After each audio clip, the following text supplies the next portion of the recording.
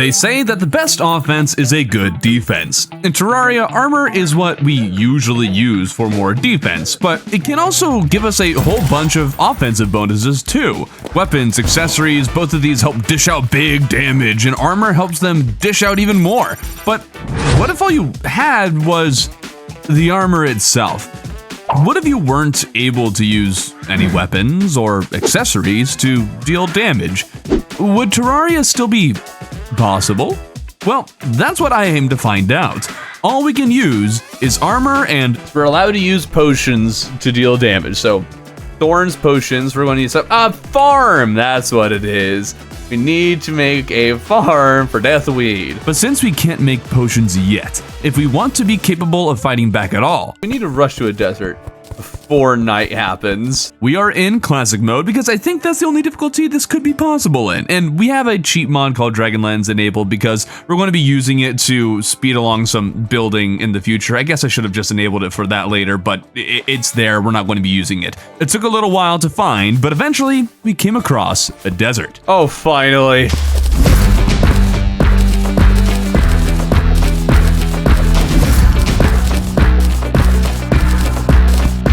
Cactus armor acquired, we now have our only weapon and only armor until hard mode. Here's the roadmap because it's super short. The only 3 armors that we can use this entire run are Cactus, Forbidden, and Glorified armor. Oh good, Deathweed seeds, that's exactly what we needed. Okay, we're actually getting some good luck here. Titanium and Orichalcum armor also have attacks, but these require I use some other weapon to activate their armor abilities. With Thorn's Potion, apparently, we could also activate their abilities, but in hard mode, that is not a very viable strategy. Oh, Hermes Boots.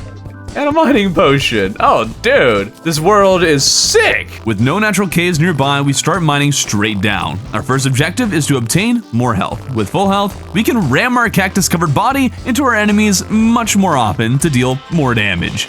Better regen, thank you. Because right now with 100 health, we can't do a whole lot. There we go. Let's see how we do against these zombies. We got one. Here, we can let the guy do some of the work. And there he goes. It took a really long time, but we finally mined our way into a glowing mushroom. Cloud in a bottle! Dude, we are actually getting great luck. We're collecting gold along the way to upgrade our pickaxe. There's likely going to be a lot of mining in this run, and I also want to take this opportunity to tell you that I am not allowed to set up traps to clear out my enemies either. Let's go! Hey, I can use natural traps. I can use natural traps. Only natural ones though. I can't place them myself. Now, let's see if this minecart track will have some life crystals somewhere along the way.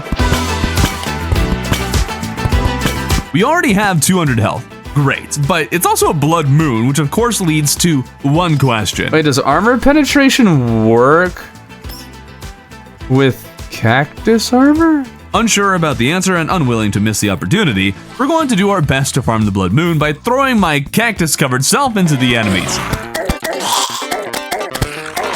Come on, get him. There we go, okay. Get him, there we go. Oh yes, you got a heart. Oh, ah! Help the merchant. Ow. Oh, the bride, that's a problem.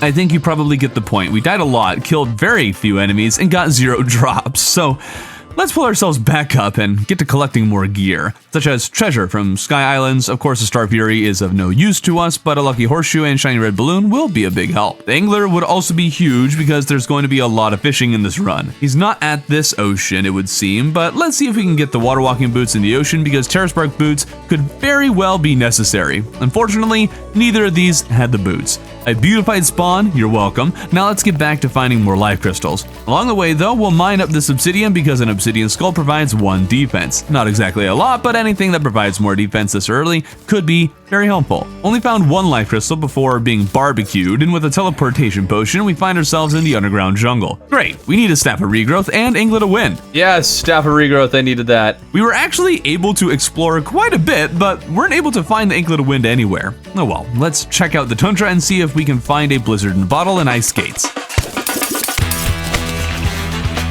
Why is there a regular chest here, though?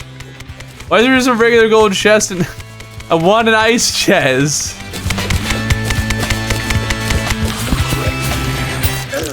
Oh no. No, no, no. Where are we going? Back in the jungle, eh? Well, we still could use an anklet of wind.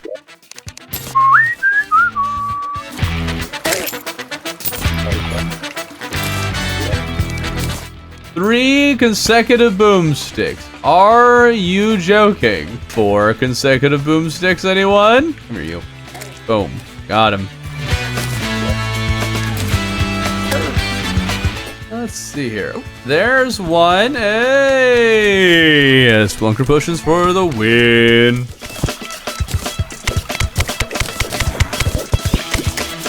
Got our ice skates. Then we just want a blizzard in a bottle.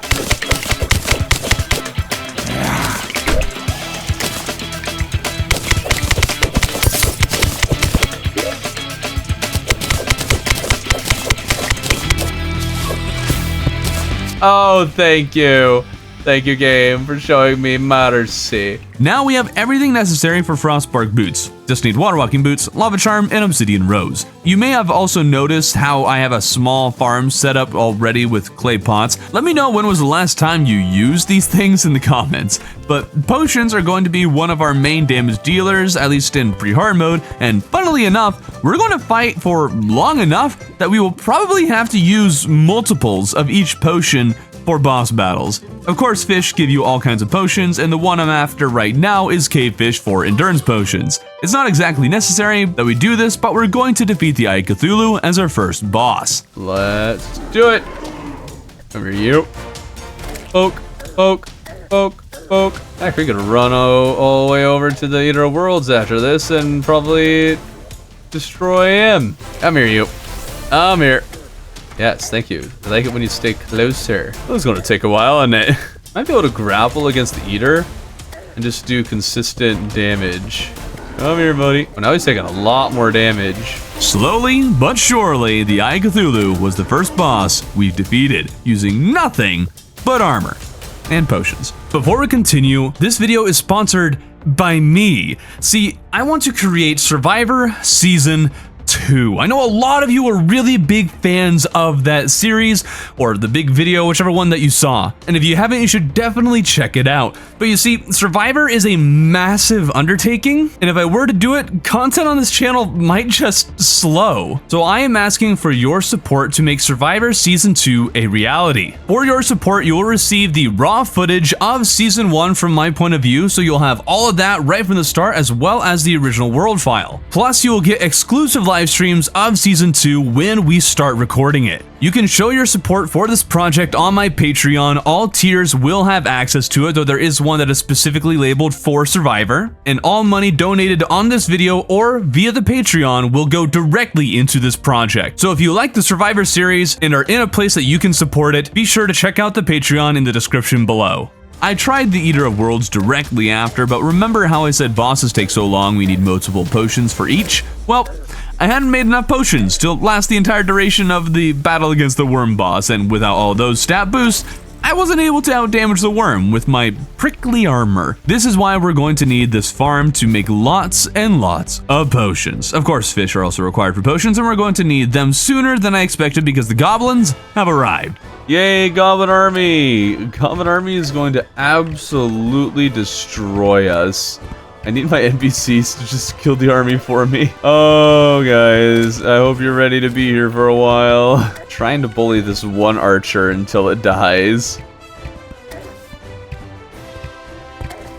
And got him. There we go. Look at that. It occurs to me that maybe it'd be smart to use potions to make this whole ordeal much less painful, and sure enough, it was a huge help. There we go. All right. Yep. With these buffs, we are set to do some real damage. Yeah, there we go. I've never used this many potions against the Goblin army before. I almost never used them in the first place. As you can imagine, beating the goblins like this took a very long time, but surprisingly I only died once, and that was after the potions I drank had worn off. The goblin as of late has really upped his hide and seek game because it took a long time, even with hunter potions, to find this guy. Now die, you hid from me for too long. Die, die. This is what you get for hiding from me. And one more. No. Oh, he got smart. Ah, with the poison got him. Sucker! With the workshop comes some wonderful upgrades, making bosses like Skeletron feel a whole lot more in reach. But before taking him down, let's find at least one bass statue in the desert to increase our defense even further. Wait, hold on, there's a bass statue nearby, hold up. Pro tip, I always forget, you can check your buffs to detect bass statues nearby, and of course, they are usually inside treasure rooms as well. Statue and potions on hand, I'm off to challenge the boss I may fear the most. With his high defense and how our damage is tied to our health and the time limit presented by the moon, who's to say I can take down Skeletron in time to obtain the highly necessary Kobold shield for this run. All right, we're taking so little damage. I think that, yeah, this should be quite doable. Here, we'll even park ourselves. See how much of this we can tank. Come at me, bro. Oh yeah, that's some good damage right there. All right.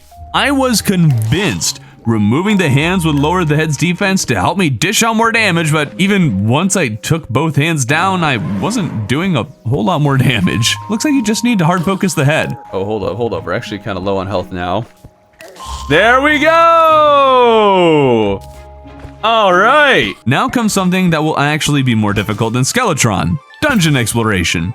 We need 2 gold keys from a place with high enemy spawns that all have high defense, and with no knockback immunity, the spikes covering all the walls become an even greater liability. Not to mention, the cursed skulls go through walls, won't stop following me, and deal high contact damage. And the enemy we need most to get gold keys also have heaps of health with decently high contact damage as well, while I'm also trying to avoid every other enemy joining in. Okay, this is a bit much in the spawning front. Goodness, they're everywhere. No! We've escaped, we have barely survived. Oh no. Darn it! Flee! Flee for my pitiful life! Oh no! Oh, the dungeon. We're gonna be here a long time, aren't we? Dungeon slime. I have no health. I need to just hold out for a while. So many cursed skulls following me. Protect me, bass statue. Heal me, campfire. Oh, the dungeon slime's running away. Come back here, you. Yes. Yes. No. No. Yes! Oh, we got a gold key. A Valor? What? No! No. You can't do this to me. A Valor? What could be higher up than this? So you know! I don't know how that chest wasn't a Kobold shield. All I know is that now we need to farm more gold keys, and each gold key is a dance between skeletons and spikes as we try to target the dungeon slime. Let's hope for the best.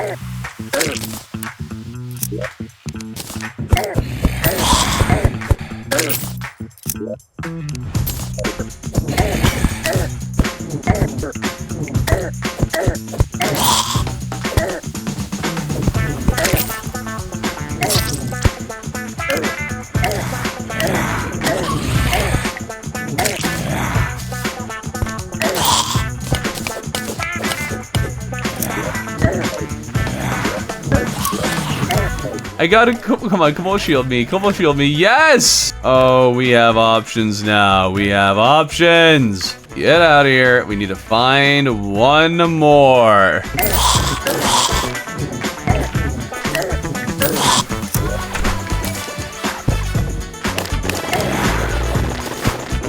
There we go, oh, thank you. All right, we got everything we need from the dungeon. That's huge. Wait, Goblin Army? We already got another Goblin Army? What? No! No, no, no, no, no! Let's go, Trisha. You, me, Trisha, and Lorraine clearing the goblin army together. Come on, you're doing great, Trisha and Lorraine. Oh, I died. Oh. Trisha and Lorraine clear the rest of the army for me. With Trisha and Lorraine taking care of the rest of the army, we head back to the Corruption for a rematch against the Eater of Worlds so we can get a shadow pickaxe to mine Hellstone, which we need for a lava-proof bug net, and of course the pickaxe. Side note, there's this one demon altar that generated on top of sand blocks, and now that sand is floating because the altar can't be destroyed. Now for the Eater of Worlds, which we're going to zip past because basically stood still, waiting for it to die for 5 minutes. This is the most exciting content I could ever think to make. Standing still as I watch the worm die as it runs into me. Thankfully, the Shimmer was no issue to find. In fact, we spent less time looking for the Shimmer than we spent looking for the Goblin Tinkerer. Yeah, he really did deserve to die. Anyways, we got the permanent health regen upgrade. This brings us to the underworld to mine and get preparing for the Wall of Fresh. Little did I know just how much contact damage the enemies did down here. Alright, this is going to be a little more difficult than I was anticipating. We mined the Hellstone at least and crafted the pickaxe and bug net we needed. There are now only a few things we need down here. We still want to loot all the shadow chests, but not for their weapons, but the potions inside. This is the only way we can get life force potions pre-hard mode, and based on my testing, they're necessary to defeat the wall. Oh, no! No! Well, there goes one of the attempts against the wall I could have used.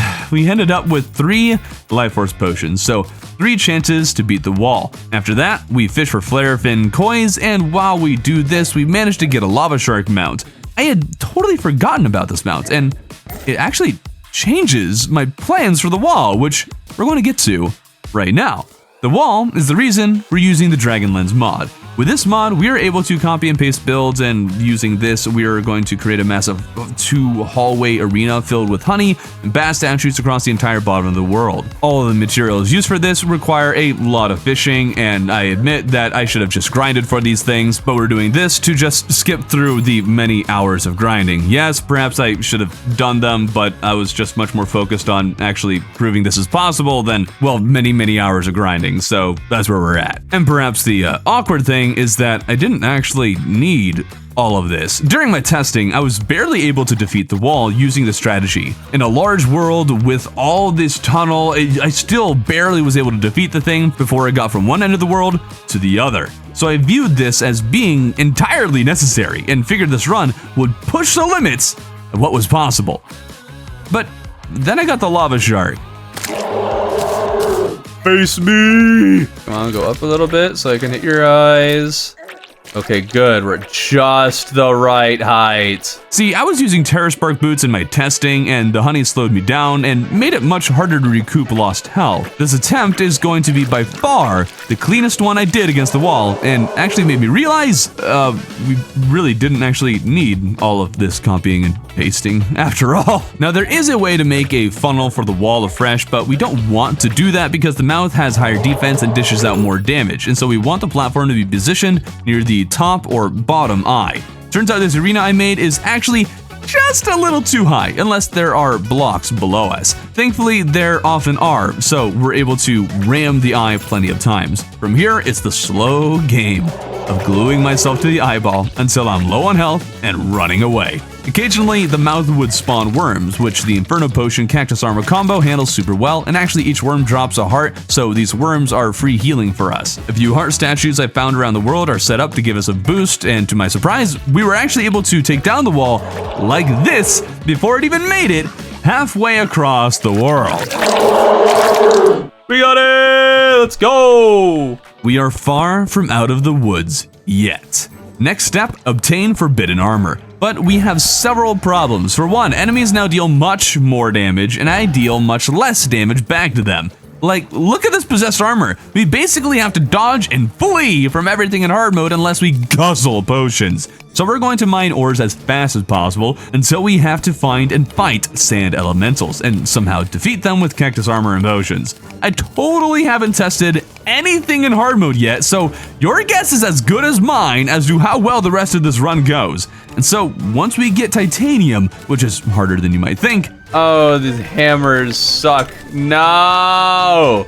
All right, we're gonna have to ride this puppy. If it'll equip, there we go. Ride this puppy until this thing hopefully disappears. Once we get enough titanium though, we go to the desert and have to wait around for the notoriously unreliable sandstorm to appear.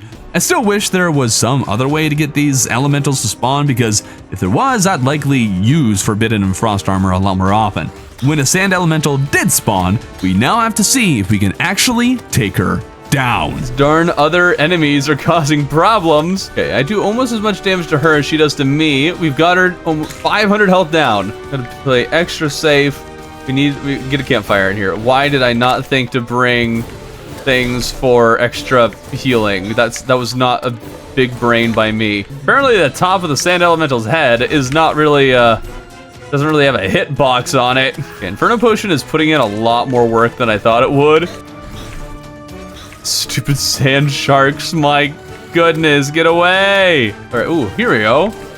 Now we're cooking. I used a life force potion for this, guys. Don't die, not after all this work we put into this. There we go. We got 1 fragment.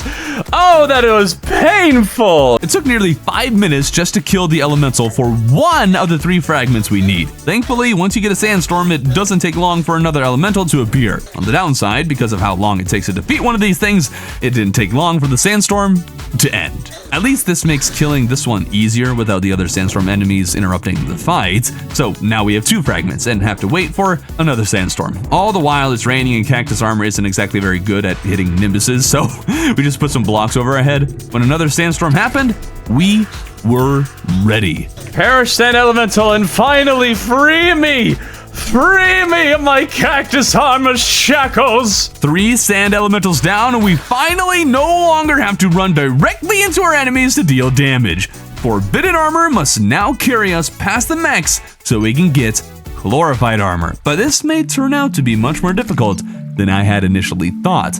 But first, let's get some wings. Oh, baby! Did you see that? Oh, that's some good damage right there. There's one. All right, get over here, you. Oh, come on. Run into the thing. There we go. This is a good weapon to use against a wyvern too. It's surprisingly difficult to kill wyverns using this armor. Mostly it's tough getting the wyvern to fly up and into the tornado. We also had to kill 3 wyverns rather than just 2 because it's classic mode and they drop fewer souls of flight. Why does classic mode make farming so much more painful? Why, I say? Why? I was curious if magic power potions would increase the damage of the tornado because it actually consumes mana to use. So in theory, it's a magic weapon of sorts. Didn't notice the damage difference though. Using this armor underground isn't exactly the easiest thing in the world, but with an open area like this, we can farm for souls a night we need for demon wings. They hopefully give us all the mobility we're going to need for the mechs. But we're also going to need an arena, not just so we can dodge, but also so we can place tornadoes mid-air for those flying mechs we'll have to deal with. We're also going to snag the passive buffs from the underworld. We farmed a few more souls needed to make the mech summons. As you can imagine, this isn't exactly easy, but it's not as painful as using cactus armor. We farmed a blood moon for a sharktooth necklace. Still no idea if its armor piercing applies to forbidden armor or, well, any armor ability, but you might as well try, you know, if one would drop. But of course, we didn't get a sharktooth necklace. But because of how little it would help, if at all, let's see how capable we are of taking down one of the mech bosses, the Destroyer, who is likely going to be the easiest. All right, let's do it. Ooh, the robes. Oh, I forgot to get potions. Oh, nuggets. Oh, hot chicken nuggets. I forgot to get potions. Oh, wyvern. Hello, wyvern buddy. Kill that wyvern. Kill the wyvern, darn it. We don't need them around here. We don't need your kind around these parts. Heart statue, can you, ouch, do your job and provide me with hearts? We're already getting close to halfway through the night on Destroyer. We've only gotten this far. Maybe just sneak over to the potions chest and just drink everything. There we go. Now we're all hopped up on potions. I wish I could map the tornado thing to a key, because the double tap is just Feels very unreliable. Guys, we drank some crate potion. Let's go fishing as we fight Destroyer. This is further validating that this is only possible in Classic. Oh no, how are we gonna defeat the other two? We got Destroyer, just a wee bit more, and there we go. One mech down. Taking down the Destroyer, the boss who will be easiest to hit with our tornadoes, took over 3/4 of the night. Granted, that was without potions for a while, although almost all of those are defensive and we had to waste some time taking down the Wyvern. There aren't exactly a whole lot of things we can do to add extra damage, but maybe that Sharktooth necklace will help us, and a bloody tear from the last blood moon makes that simple enough to farm for. And we got a Sharktooth necklace really quickly. All right. And maybe the buff from Wrath potions could help as well. Let's hope that this is enough. All right, we're doing good damage. We're doing good damage here. Moving to the tornado, moving to the tornado, take some hits. Yeah, baby. All right, that's good, that's good. There we go. Oh, dude, it's so little damage. We're not even optimized for defense here. My goodness. We can just bark ourselves here. Barely even try. Oh my goodness. But also, if this was just a little harder, like if this was expert mode, I don't think we'd be able to kill them in time. Oh, there we go. There we go. This boss fight continues to make me wonder how viable this armor only run would be in expert mode. But hey, accomplishing it in classic mode, I still think might be the hardest this challenge could be while still being possible. Unless I'm not thinking of something to increase our damage output. Regardless, we haven't proven it's possible quite yet. We still need to defeat Skeletron Prime. I don't know. I still am unsure if clearing out the hands does anything to lower his head's defense. Almost got the laser hand. Yay, laser hand down. Now we just have to like saw one, it's almost dead. There we go. Got him halfway. We got him more than halfway and it's not even half the night. There we are. Ooh, that's some gnarly damage right there. Stand right there, please. Excuse me, where are you going? How is it the Destroyer is actually going to end up becoming the one that took the longest to beat? What the heck? And there we go! All mechs down. Let's get ourselves glorified armor so I don't have to constantly hit the down key anymore. So that's what we did, mined chlorophyte. Along the way, a fairy led me to orichalcum ore, because apparently fairies can lead you to ore? I've never seen that before. Was that a bug? There were also a lot of mimics for some reason, and I could really use a Philosopher's Stone or cross necklace. Either of the two, really. You jerk. You jerk of a mimic. Are you kidding me? This game is pulling in my leg. Wow, another mimic. Oh my goodness, they're all just right here. So help me, if this is another Star Cloak, we're ending the stream. Okay, we can live with that. We mined enough chlorophyte that we could get our final set of armor. Chlorophyte armor required. It might surprise you, it might not, but Plantera, even with chlorophyte armor, was not difficult at all in classic mode. Just need to do some circles around the thing in phase 1 and then casually fly away from it in second phase. All right, got him. Plantera is by far the easiest boss we're going to clear with chlorophyte armor. Heck, the jungle temple was harder to get through than Plantera. Do you guys think that chest is legit? It's a mimic, no way! And a Star Cloak. So help me. I want to make like Jesus and start flipping tables here. Now Golem is just a matter of dodging back and forth between the fists for the first part of the fight. Since I have no control over what the crystal is attacking, I'm stuck taking down the fist before the core, but that's perfectly fine. Actually, hold on, the fireball only does 1 damage to me. Yeah, I guess we're just standing here until it dies. Right? Right? I think so. Not quite right. We had to do some dodging when the laser started blasting, but some simple figure 8s dodged well enough to clear Golem. Next up, I mean, we can go straight to Cultist, but I do want to get Infinite Flight from Empress. Now, this Infinite Flight I want from Empress, called the Soaring Insignia, well, silly me, I forgot that it's only an expert mode drop. Actually, the cosmic car key for the Martians might be the only infinite flight option in classic mode. But hey, we can still get the wings, which would be a big help for our mobility against Moonlord. All right, let's see how this goes. I should probably drink potions. We can do the hellfire damage to her. Okay, so this is useful. We also need to, right, she does high physical contact damage. I don't know if we can really rely on thorns for this fight. Seems glorified armor is going to attack more if we're closer to her. Like the sooner the projectile hits, the sooner it'll shoot again. Oh dude, this is such a weird balance of trying to be as close to her as possible, but also not too close because that's, you know, when we take damage. Okay, we're almost halfway through the night. Dude, are we going to have to actually do some daytime Empress dodging? Are we going to need to do that? I think we are. Okay, we're over halfway through the night and not even halfway through the fight. All right, second phase. Oh, we're low. Hold up. Oh no. Oh! Take a look at her health and where the moon is. Our damage simply isn't high enough. I tried ramming her for extra damage from thorns, but ultimately, that is not going to add a lot. So for now, we're going to just pass on Empress and go to defeat the cultist, where we run into an issue I hadn't considered. How am I going to kill the worshippers? Wait. Oh, hold up. Okay, we're gonna let's try something. We have to kill these guys with just armor. There we go.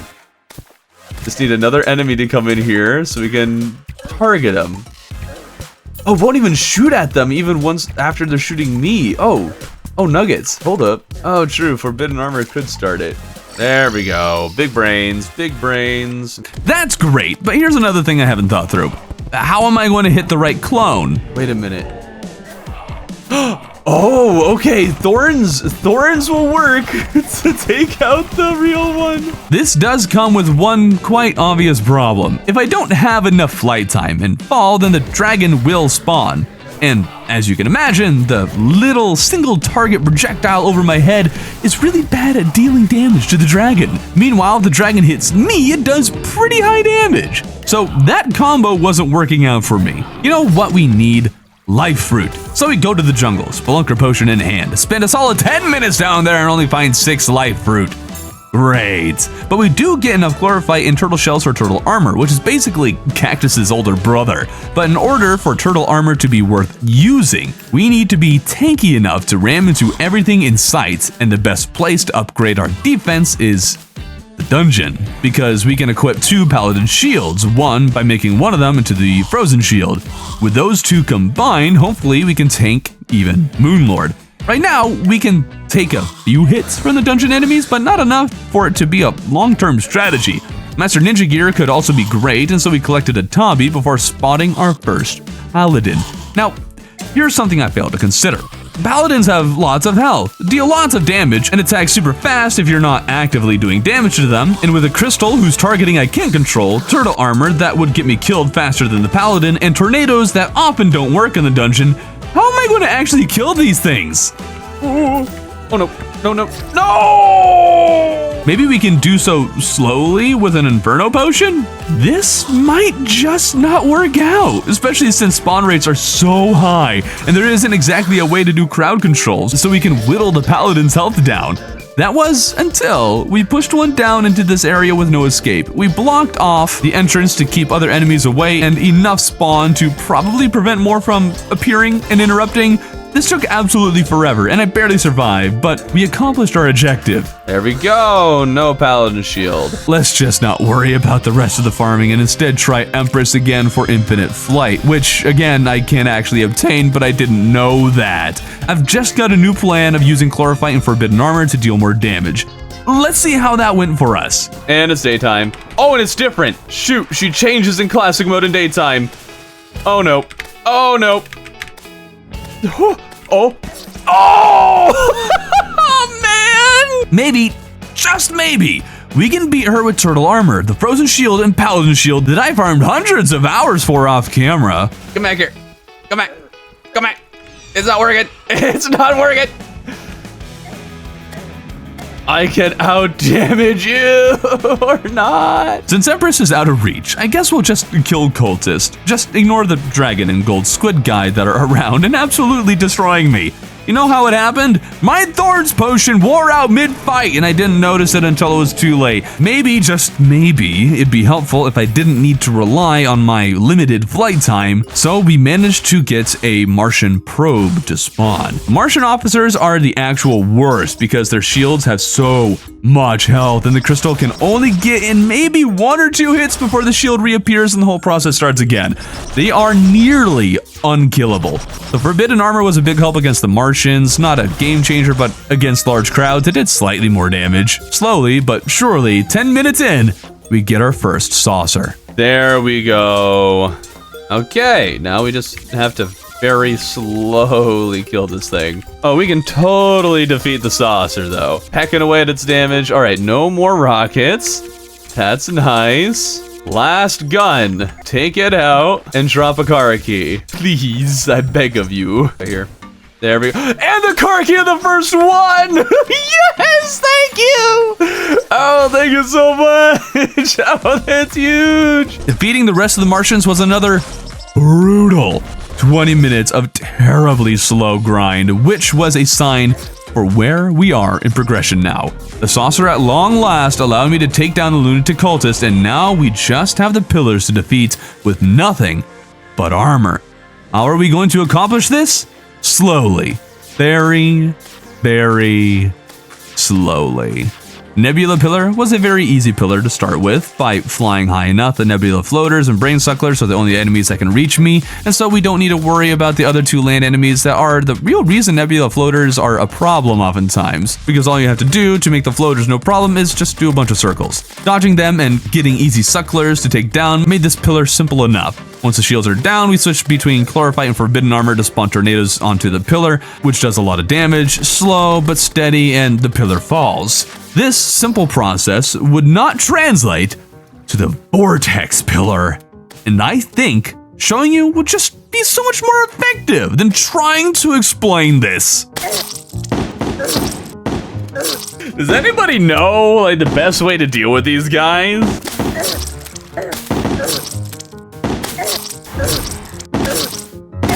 Stay. Yep. Ouch, ouch. No! Oh boy. Got him. Okay.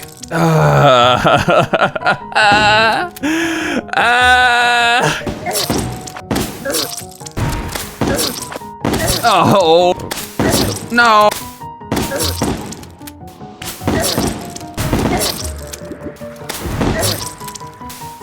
And it's too late. Oh, come on. Dude. Vortex Pillar is the absolute worst. I will die on this hill. It is the single worst pillar in the game. Please tell me I can. Oh.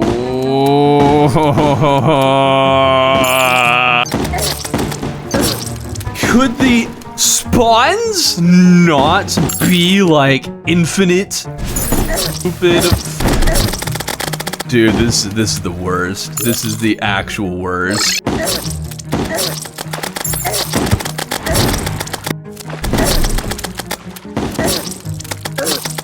Pain.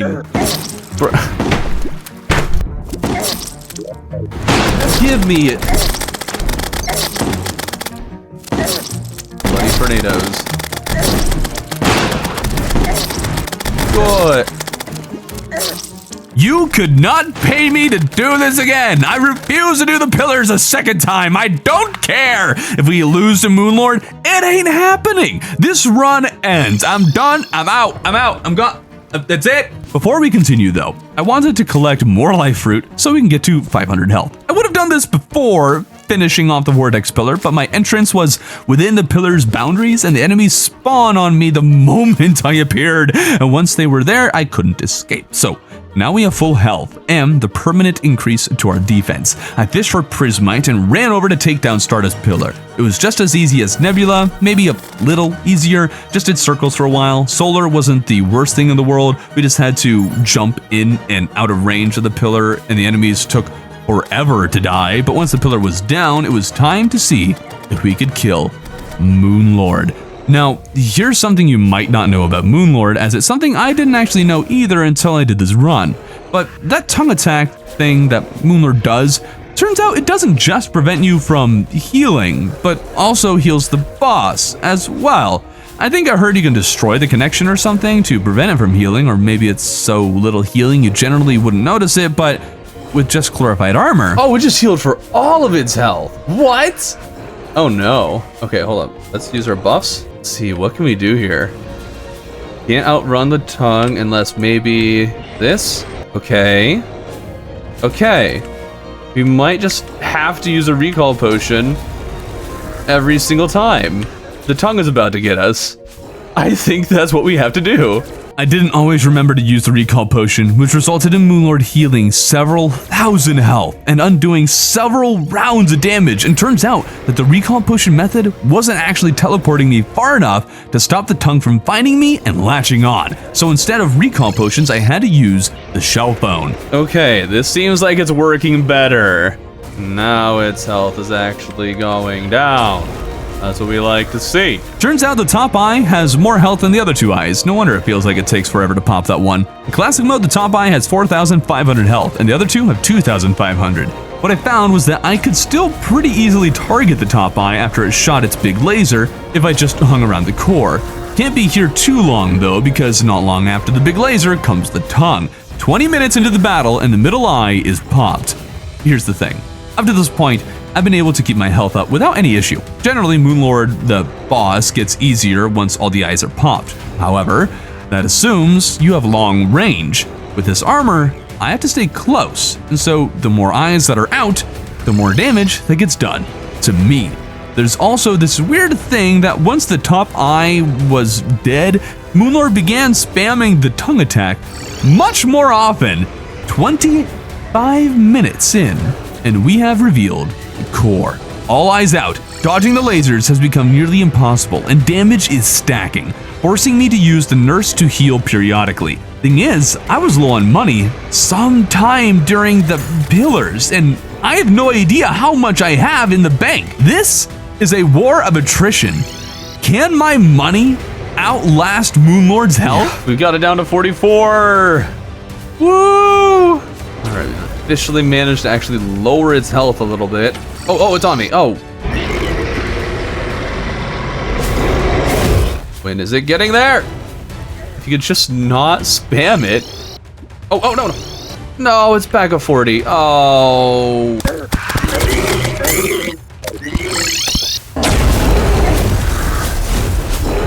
Oh, okay. Oh, it just finished retracting and went right back out. Okay. Almost 15,000, chat. 15. Oh, healing. Is the final countdown. Almost 12,000.